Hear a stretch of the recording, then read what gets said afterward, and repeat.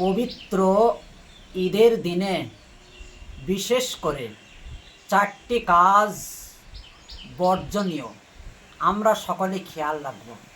সর্বপ্রথম ১ নম্বরে ঈদের দিনে রোজা রাখা, এটা সম্পূর্ণ হারাম। ২ ঈদের দিনে এবং ঈদুল আজহার অর্থাৎ কুরবানির ঈদের পর ৩ দিন, বছরে মোট ৫ দিন রোজা রাখা হারাম। এ থেকে আমরা পরহেজ করব।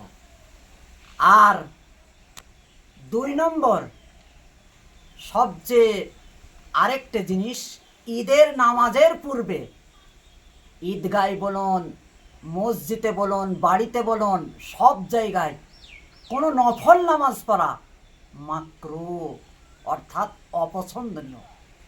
৩ নম্বর, ঈদের দিন যেমনভাবে আমরা ঘর বাড়ি ঈদগাহ সাজাই, এটা নিষিদ্ধ। ৪ নম্বর, ঈদুল ফিতর এবং ঈদুল আজহারের দিনে মহিলারা যেভাবে বেপরদাভাবে ঘোরাঘুরি করে রাস্তাঘাটে, এটা সম্পূর্ণ হারাম। এ থেকে আমাদের সকলকে ১০০% পরহেজ করতে হবে।